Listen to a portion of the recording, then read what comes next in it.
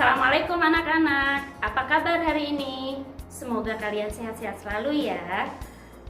Sudah sarapan belum? Sebaiknya sebelum belajar, sarapan terlebih dahulu supaya kalian lebih konsentrasi dalam belajarnya. Nah, hari ini Bu Erni akan menjelaskan tentang materi parafrasa puisi. Tapi sebelum kalian mengetahui apa itu parafrasa, kita akan bahas dulu perbedaan antara puisi dan prosa. Nah, sekarang kalian lihat apa itu ciri-ciri puisi. Ciri-ciri puisi yang pertama adalah berbentuk bait, ya. Kemudian yang kedua, memiliki bentuk yang rapi. Kemudian menggunakan diksi dan majas. Dan yang berikutnya bersifat imajinasi. Kemudian terakhir adalah bahasanya singkat dan bermakna. Itu adalah ciri-ciri puisi. Nah, bagaimana dengan ciri-ciri prosa? Ciri-ciri prosa yang pertama berbentuk paragraf, ya. Kemudian bentuknya bebas, menggunakan bahasa sehari-hari, ya. Terdapat urutan peristiwa dan memiliki latar serta tokoh. Nah, ini perbedaan antara puisi dan prosa. Jadi antara puisi dan prosa itu dari secara tipografinya sudah berbeda ya. Puisi berbentuk bait, sementara prosa berbentuk paragraf. Nah, sekarang kita akan bahas lagi tentang parafrasa. Ada yang tahu apa itu parafrasa? Parafrasa adalah pengungkapan kembali suatu bahasa dalam bentuk yang lain, tetapi tidak mengubah makna. Nah, kalian pernah tidak nonton film? Kalau pernah nonton film dan kalian pernah menceritakan kembali ke temanmu, nah itu juga merupakan sebuah parafrasa. Nah, contoh lain, ya, Bapak dan Ibu guru suka memberikan tugas kepada kalian untuk membuat sebuah ringkasan. Nah, ringkasan yang kalian buat dari tulisan yang panjang menjadi tulisan yang pendek, itu juga merupakan sebuah parafrasa. Nah, sekarang kalian paham tidak apa itu parafrasa? Nah, apa sih ciri-ciri dari parafrasa itu? Nah, yang pertama, bentuknya berbeda, ya, bentuknya berbeda, pasti berbeda. Terus yang kedua, makna tuturannya sama, ya, makna tuturannya sama. Jadi makna tapi tulisannya berbeda. Isinya tidak berubah dan cara penyampaiannya berbeda. Itu adalah ciri-ciri parafrasa. Nah, bagaimana cara membuat parafrasa itu sendiri? Membuat parafrasa itu ada dua cara. Yang pertama, menggunakan metode terikat, dan yang kedua menggunakan metode bebas. Metode terikat adalah menambahkan kata-kata tertentu pada kalimat puisi agar pembaca mudah memahami.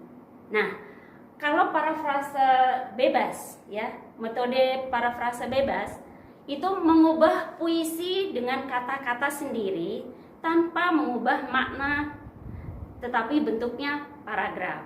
Nah, itu perbedaan metode terikat dan metode bebas. Nah, bagaimana bentuk yang terikat dan bagaimana bentuk yang bebas? Kita lihat contohnya. Ini ada puisi, ya. Bu Erni buatkan satu bait puisi, ya.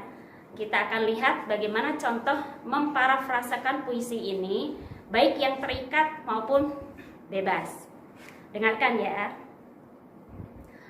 Dikala mentari tersenyum di ufuk timur, ku ayun langkah tuk menyambut kehadiranmu. Sapa hangatmu membuatku tersenyum bahagia. Ku ucap salam dan selamat datang untukmu. Bagus tidak puisinya?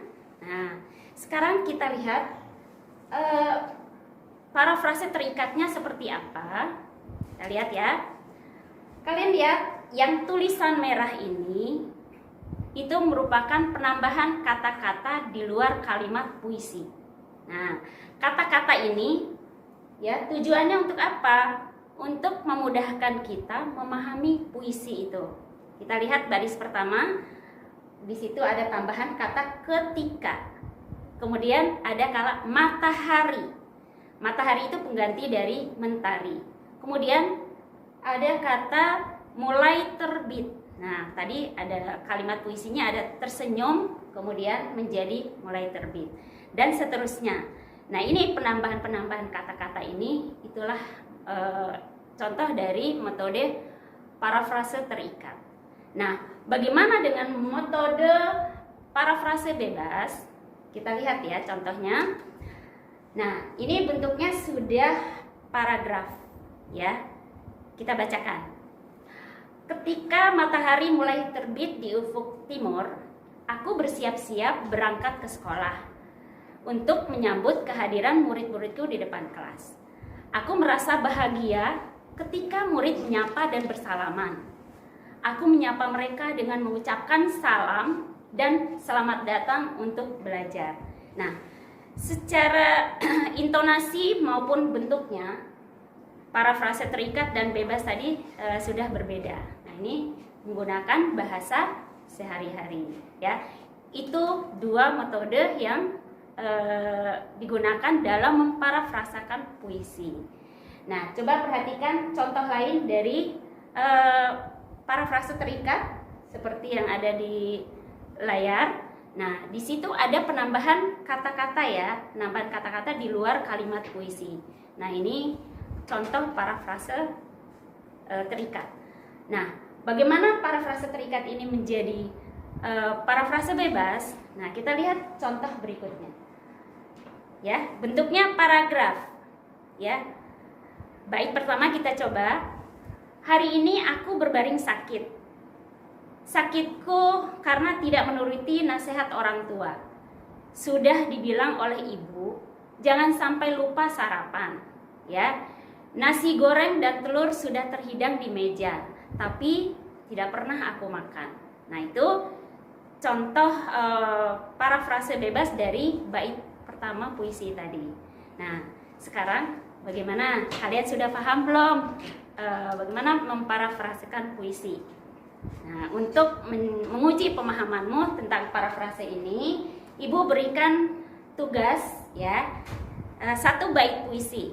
Ya, silakan memparafrasekan puisi ini menjadi parafrase bebas. Oke, semoga berhasil ya. Demikian yang Ibu sampaikan, mudah-mudahan bermanfaat buat kalian semua. Assalamualaikum warahmatullahi wabarakatuh.